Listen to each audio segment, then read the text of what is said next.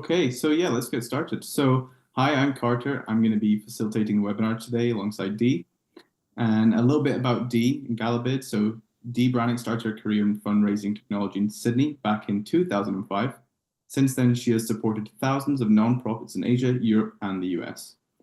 Dee has worked with all shapes and sizes of fundraising events, including one of the world's largest fundraising dinner events run by the Robin Hood Foundation, who raised a staggering $27 million US via a mega pledge drive at their gala in New York City in 2009. In 2011, Dee co-founded GalaBid to leverage smartphone technology for fundraising at events, and GalaBid specializes in silent auctions, donation drives, raffles, and event ticketing.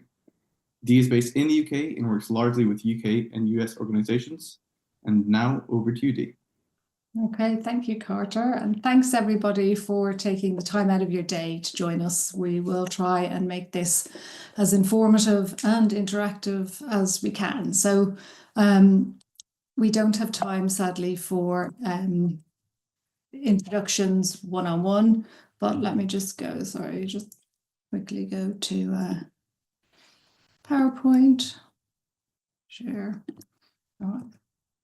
Okay, so what I'd like you to do, if you don't mind, is maybe just drop us a note in the chat, just where you're joining us today from and the name of the cause that you're raising funds for, just as a little bit of an intro so we can do that quickly before we get into it. So what we're going to have a quick look at through today is the limitations of paper-based auctions. So again, some of you are probably running your auctions on paper at the moment. I speak to quite a lot of people who are doing that currently. Maybe you're just thinking for your first auction, you're going to go straight to online, which is great.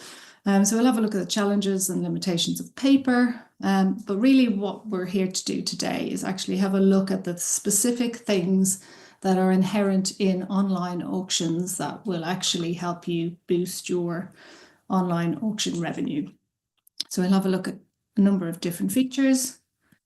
And then, oh, sorry, second, I need to stop share. Sorry, I've got a small issue here. Do that. Okay, so we're going to take a look at a couple of specific features that assist with the transition from paper through to online auctions. And of course, if you do make the plunge and buy some silent auction software, there's obviously going to be some costs associated. There's obviously transaction fee costs, and so we'll have a look at a couple of ways to offset those costs. Okay, so for anyone who's currently running an auction, do you want to just let us know in the chat if this is what your auction looks like? So running it at an event, paper bid sheets all lined up at a beautiful display. If that's you, it would be really great to know. And Carter, let me know, because I'm not keeping an eye on the chat actually. If we've got a few people who are in the category of running online auction, or rather running a silent auction like this at an event. You know, obviously, I guess the main challenge that people talk about, and I speak to people all day, every day, who are running their silent auctions on paper. And one of the big things is obviously just the sheer logistics of actually trying to work out who won in the end and create, you know, a list of totals if somebody has won multiple items. So you can imagine logistically, it can be quite hard to reconcile quickly at an event. You have another issue, of course, is people are quite enthusiastic at the beginning of the evening and they'll come along and write their bids down. And then, of course, the entertainment kicks in and people focus on that and are less likely to leave their table to go back to the auction and keep writing down their bids. And then, of course, you have the fun sort of, well, maybe not fun if you're the organizer trying to boost your revenue, but I hear stories all the time of different shenanigans that go on when it comes to the close of the auction. So, you know, people taking the pens, hiding them, you know, between their knees, behind their ears, you know, you name it, just so that they basically can remain the highest bidder. So potentially missing out on potentially higher bids there. So I guess if you take your silent auction from paper and move it online, you're probably thinking, well, how much extra is that actually going to raise me? So from my experience over the years, and also sort of a number that is frequently mentioned around the industry is you typically expect a 30% uplift from taking this transition from paper to online. So next up, let's have a look at the first feature of an online auction. So obviously, if it's online, you have a really fantastic opportunity to make it look amazing, right? Every good online auction platform is going to allow you to really add quite a lot of branding, and you should be able to match it to the branding that you've put in place for your event. So it can look really beautiful. You also have a facility, again, pretty standard. You can showcase your silent auction items, but if you have any other fundraising activities going on alongside the silent auction, doing it online means that you can have a category and homepage linking people, making it easy for them to find the different activities available. So again, just a couple of examples of what it can look like. So I would really urge you to really try and make the most of this in terms of branding, because if it looks professional, I think you're off to a really great start. People are going to be quite impressed by how it looks and be hopefully inspired to bid. And then, of course, the other big opportunity here around branding is sponsorship. So on a homepage, again, you can have like a dedicated area specific for sponsors, and you can also have info pages. So again, you don't have to be limited to just static information. So I guess just a small note to say, you can have videos, you can have branding in terms of logos that are rotating. So you don't have to keep it static. There's lots of opportunity, and I'd urge you to make the most of that. Okay. So another huge opportunity with moving from paper to an online auction is extending out your audience. So if you're running an event, you're going to want to launch your online auction to those event guests before. So it used to be about a month. Sometimes people would open it in advance. I'm always asked this question, so I'm going to answer it for you.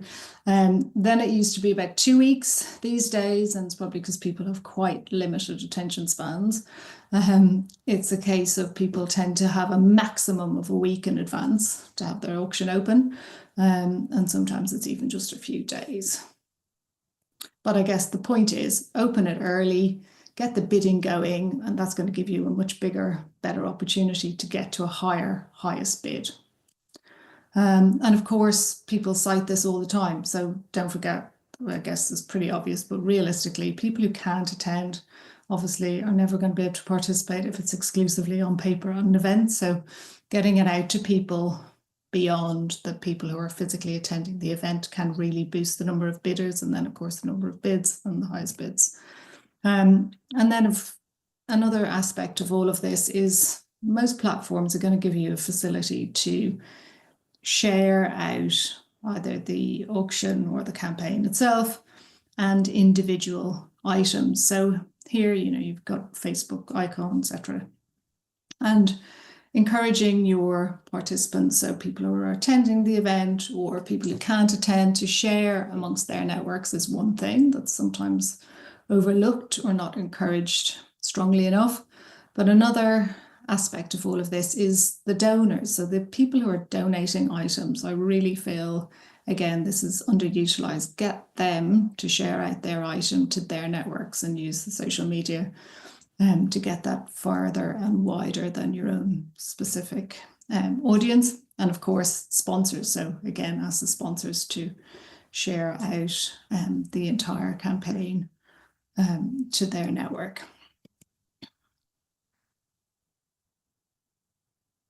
All right, if anyone has questions that pop up, please do ask, and Carter you can let me know, Carter, if there's any burning questions. Right, outbids. So I guess another huge reason to go online versus paper, and it's really going to help you boost the number of bids you get on your silent auction, is outbid notifications. Now, have them via text message as opposed to email, especially if you are running an event. The reality here is you're going to get a huge amount more cut through with a text message at an event. And it may sound really obvious, but make sure whatever platform you decide to use has got a link in the outbid notification to take the bidder back, so it's easy for them to bid again.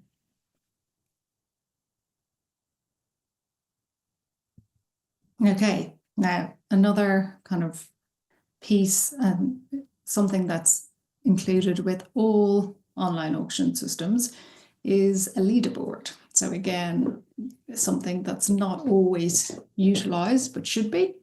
So if I try and jump over here, if we go to this one actually, this is your typical leaderboard. It's going to scroll through all of the items. It's going to give the name of the highest bidder at any point. You can add all sorts of other things like the sponsor logos, the countdown timer, all of these things, obviously just helping, one, keep the auction top of mind for people in the room, and also it's really nice to be able to show progress to a target. So just remember, all these tools are there for you to use, and I guess it's just quite a nice way to keep the auction top of mind. And again, the more top of mind it is, the more people are going to bid and help you with your revenue generation.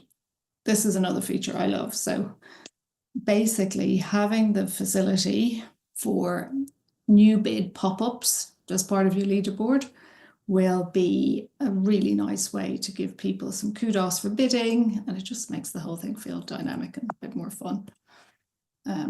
Sorry, so stop share. So the challenge is every time somebody comes into the waiting room, for some reason my Zoom doesn't want to share anymore. Okay, so bear with me. So new bid notifications, again, just know that they're there and use them. The next thing, of course, is leaderboards aren't limited just to a silent auction. So if you're running an event, you probably have other fundraising activities going on. So if you're running a raffle, you know, think of the entertainment value you could get if you did the draw live on a big screen, you know, facilitated by the MC or the host. And as the names are pulled, or as the prizes are pulled, the name of the ticket winner, the ticket holder that's won that prize, can appear on the screen.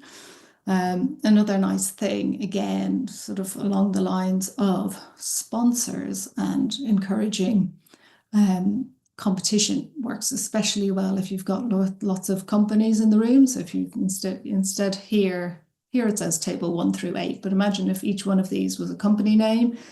They tend to really enjoy the competitive nature of seeing how much their table is raised compared to other tables and other corporations that are also in the room.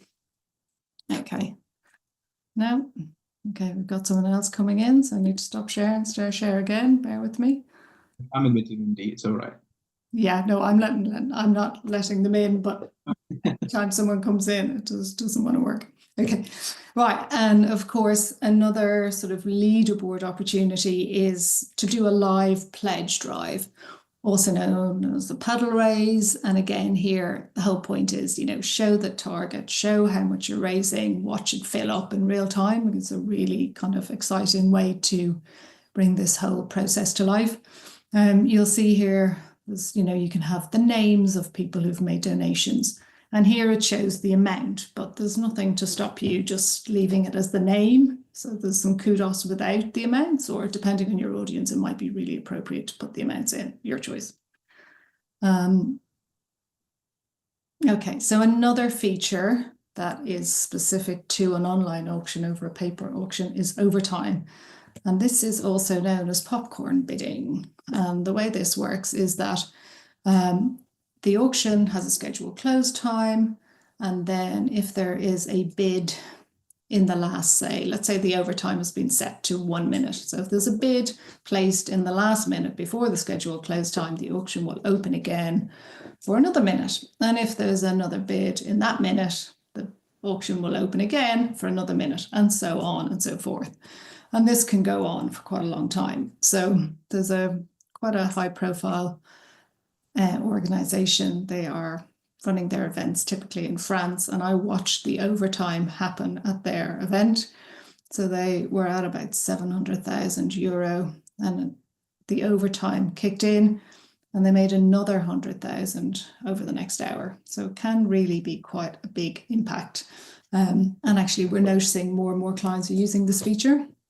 Does come with a word of warning though for events. Obviously, if you're trying to get people out the door, they need to go home, you need to hand out prizes. Having overtime is something that may or may not be appropriate. But if you're closing your auction maybe the next day after your event, I would definitely recommend overtime. Or if your auction for any reason is completely separate to an event, then overtime is a really nice feature and really does help raise more. Next one, pre-authorization. So this is the opportunity to set it up so that people who are bidding will not have their first bid accepted until they have connected Google or Apple Pay or typed in a card. And the whole point of why this actually helps you raise more is because it acts as an insurance policy.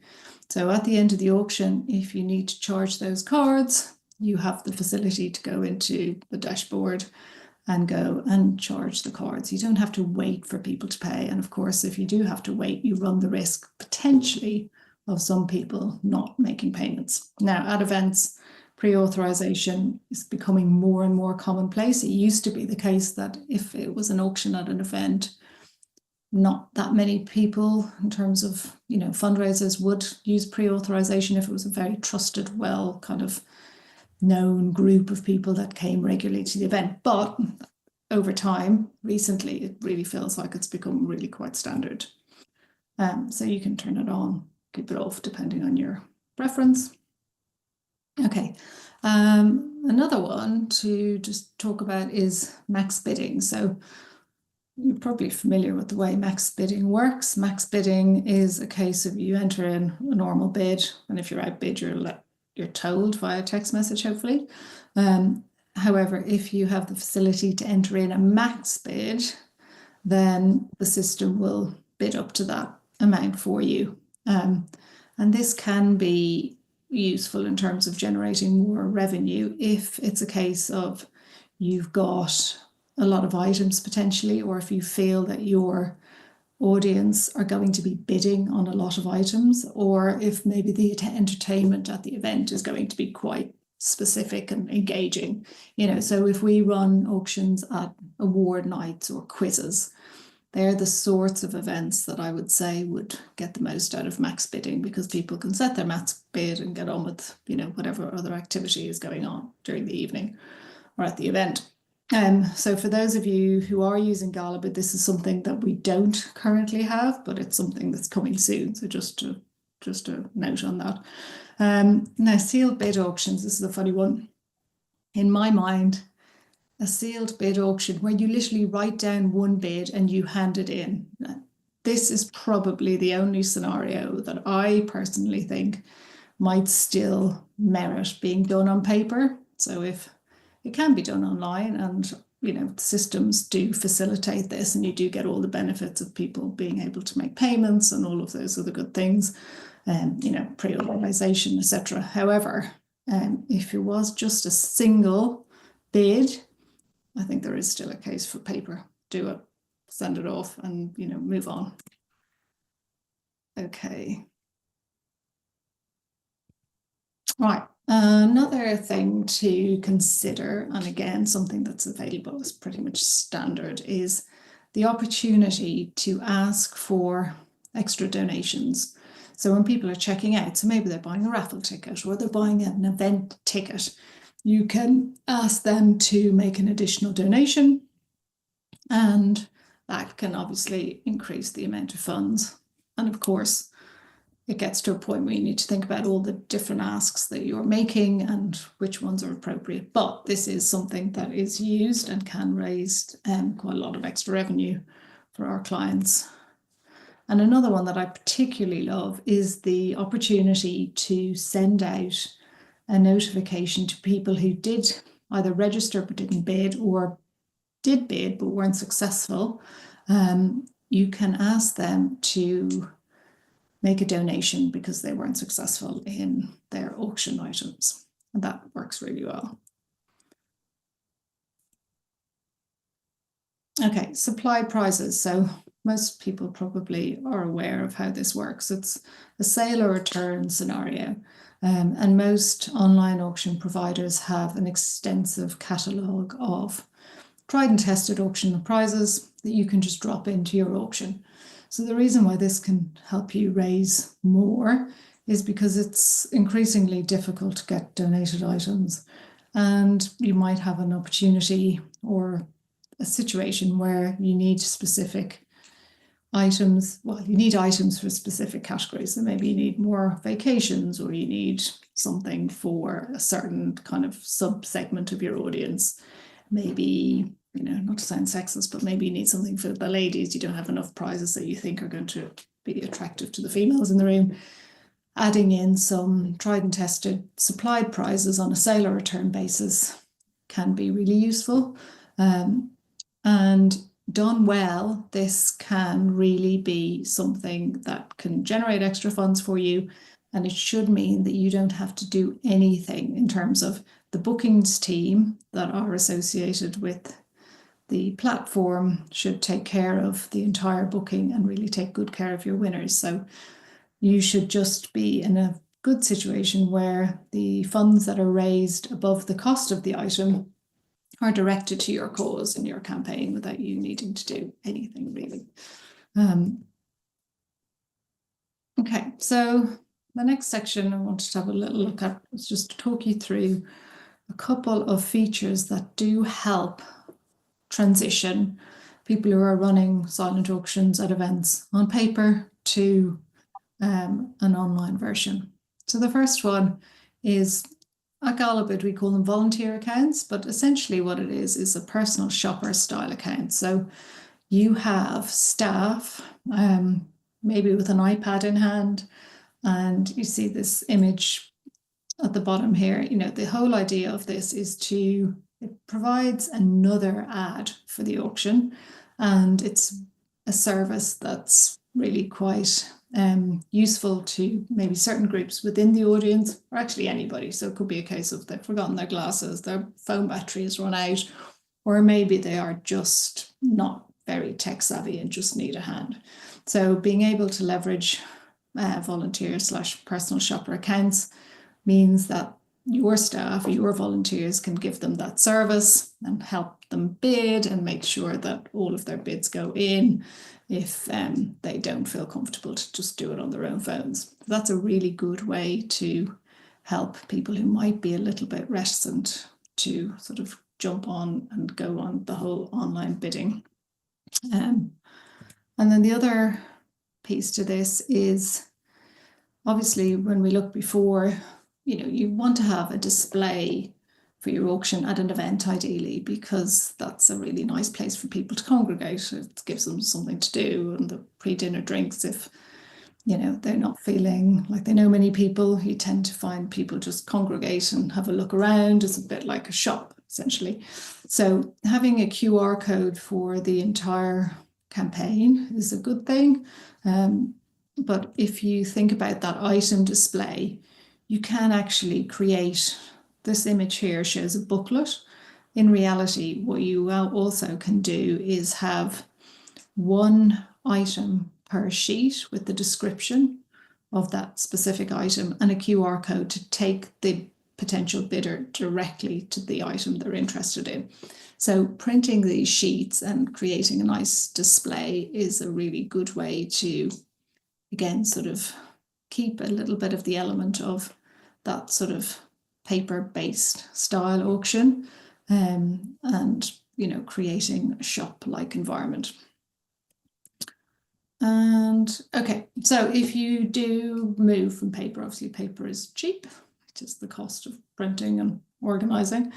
It's cheap on the investment side. So let's just say you're convinced that you should really run your auction at your event online as opposed to by paper. You're going to have some costs. So first one is transaction fees. So I guess one of the huge benefits of an online auction is the ease of the payments piece. So the automatic calculations of how much everybody owes, what they've won, and then the actual taking payment. So no matter what you choose, you're always going to have a transaction fee. And in GalaBid, the way we do it is you link your own Stripe account to your campaign. So Stripe will charge you directly for the fees associated with using that service. But it is worth mentioning that you can pass on those fees. So those fees can be a mandatory extra fee that people have to pay at checkout, which is very unusual, but most people do use the feature and they make it optional. And we find about more than 95% of people will choose when asked, they will be happy to cover those transaction fees. So they just pay a little bit extra when they're checking out, and that helps you cover those fees. Then you've got the platform fees. So, there's a number of different ways that the industry prices use of online auction software for events and just online auctions in general. So if you're going to use a platform like GalaBid or obviously many others, you might pay a fee which gives you access to a license. Now that might be for a single campaign, or you might pay a fee that gives you access to use it at multiple campaigns over a period of time. You might pay a percentage fee, or the other option which we offer, and a lot of other platforms starting to offer as well, is the opportunity to use the platform completely free of charge in terms of platform fees, and instead a tip is added to the winner's invoice, the suggested tip, and they can change it. So 3 kind of different ways, but I guess with same as the transaction fees, you can actually pass on these fees. So, at GalaBid, as an example, we have a 4.9% option. So, if you didn't want people to be asked to tip, you might choose to pay 4.9%. Now you can use a feature to ask the winners to pay a bit extra, and you can set that to be the amount to cover the transaction fees, but actually you could also set it to be the platform fee. So you might add 4.9% to the transaction fee amount to come up with 7 or 8% as an example. So those can be passed on, or it could be free, or you might be happy just to pay the flat fee either for a single campaign, or it may be worth it to look at an option where you basically can use it as much as you like within a period. Jennifer Thiesfeld has just raised her hand. She has a question, I believe. Yeah, thank you. Those fees, the platform fees are 4%? And then, yeah, go ahead. So at GalaBid, the platform fees are 4.9%. But at GalaBid, we also have an option to purchase a flat fee up front. So it depends on how much you're raising in your campaign. If you're raising more than, say, $25,000 US, the flat fee is more cost effective. Okay, and then the transaction fees are just the credit card fees, correct? Exactly right. And do you work with anyone else besides Stripe? Like, we use a different credit card company today. So which one do you use? Square. Okay, so look, GalaBid integrates exclusively with Stripe for online payments, and there's lots of benefits of using an online payment that's integrated. It just means it's all much more streamlined and it's easy to do the reporting. But you can, if you wanted to, you can take, and lots of clients do, they'll take payments on Square and then just mark them as paid. So there are different ways around it, but in terms of online payments associated with GalaBid, it has to be with Stripe. Okay.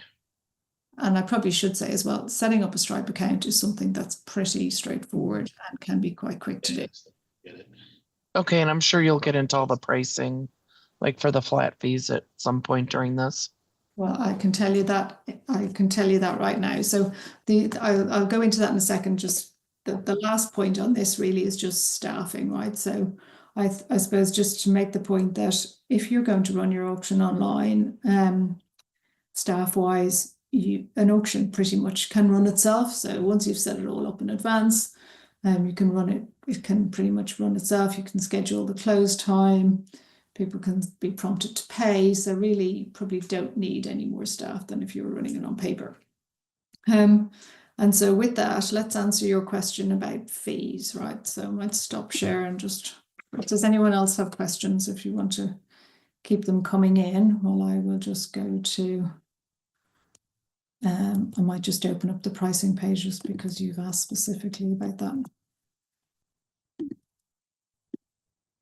All right, so hopefully you can see this. So I guess quite a lot of fundraisers use GalaBid free of charge. So this is the tips that we were talking about earlier. So the suggested tip is added to their bill or their invoice at the close of the auction. And if suggested tips are enabled, then there's no platform fees. And as of today, actually, we've just launched this new feature, which is GalaBid will also donate 10% of the tips back to the cause. So I guess the two ways of doing it at the base level are either you go with the suggested tips model, which means that you don't pay for the software. But if you don't actually feel that that's right for your audience, then you can basically choose the, you can choose to pay 4.9%. And you'll see quite quickly that once you're raising, in the US, once you're raising more than 25,000, it makes more sense to do the flat fee. So these are the prices for the flat fee. So you've got your US dollar amount, Canadian dollar amount, pounds and euro all listed there. So hopefully that answers that. Is that? Oh yeah, that's per campaign, correct? That's a per And fee. so if we're collecting payments for not only the auction piece, but like tickets for the event, I'm sure you can handle that. But is a campaign considered like one event, even though we might collect funds over months? Yeah, so if you've got tickets in your campaign, which I would definitely recommend you make the most of that, because I guess once you've done that, then people are already set up and ready to bid and do the fundraising activities. So one campaign could include ticketing, raffles, your online auction, all of those components. And you're right, yeah, it could take place over a number of months. But once it's all within a single campaign, then that's when that pricing option would kick in. So if you had maybe a different event and you were selling tickets to a new event, then that would obviously be a new campaign and a new fee.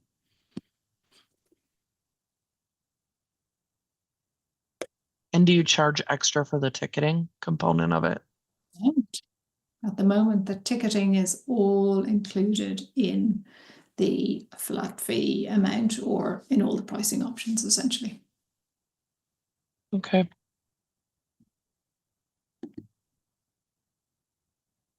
Anyone else got any questions? We've got a couple of questions in the chat feed. So from Jen Healy. So she said, I know you say a week or less to run the silent auction. Is there a way to preview it before the actual bidding begins, say 2 to 3 weeks prior?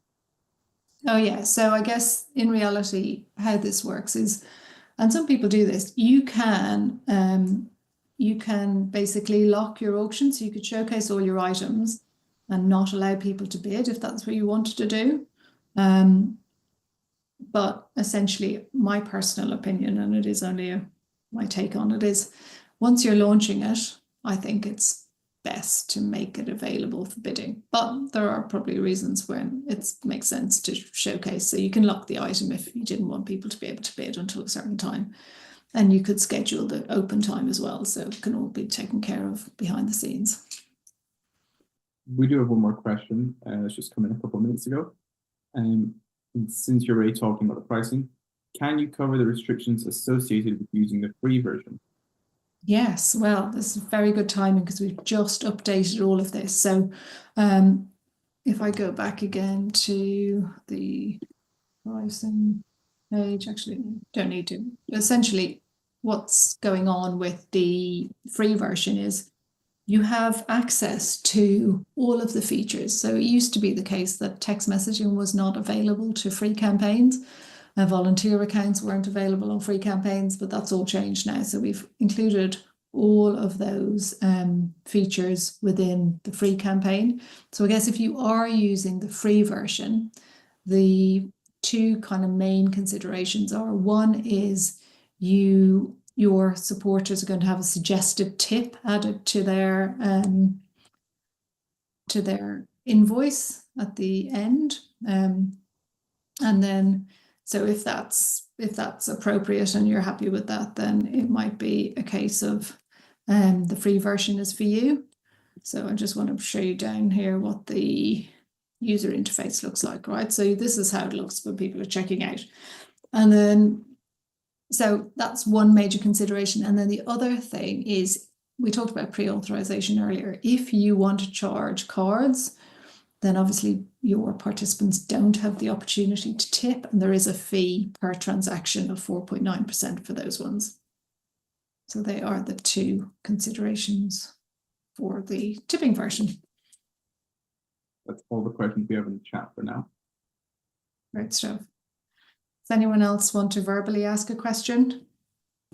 The items that y'all offer to help us with the items that we offer during our auctions, how do we cover or pay for those?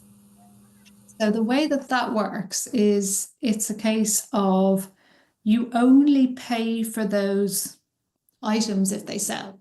So you'll drop them into your campaign, and then the starting bid is calculated on the basis of the cost of the item if it sells plus 10%. So if you were unlucky and you only received one single bid on that item, I mean, typically you should get multiple bids because they're quite, popular, well tried and tested items. But let's say you only got one bid, then you know what your minimum donation is, and the cost of it is automatically deducted at the point of payment. So the winner makes payment, the cost is diverted to pay for the prize, and all of the proceeds above that cost are automatically diverted to your Stripe account, actually. So it all goes back to your cause. So it's sort of a no risk sale or return proposition. Does that answer your question? Yes, thank you. Okay. I have one more question come into the chat actually from Jen. Can you explain one more time the items that GalaBid can just place in your auction? What level do you need to have that offer? Oh, in terms of the pricing option you're on, so that's available if you're inside the GalaBid dashboard. Anybody can go in and look at the various items that are available, and also just, click, basically check the box and drop them in. So it's available across all the different pricing options on GalaBid. I mean, if anyone does want to delve deeper into any of the topics that we have covered today, feel free to just go to the website and book a call. I spend most of my day doing various calls with lots of fundraisers and always enjoy chatting and learning about, your specific plan. So if you want to book a call anytime, just go ahead and do that via the website. Okay, we might wrap it up. Yeah, I think so. There's no more questions coming to the chat now. I think that's everyone's questions answered. If anyone does have any questions, please, as Dee says, give a call or feel free to reach out via email or LinkedIn. All right. Have a great day, everybody.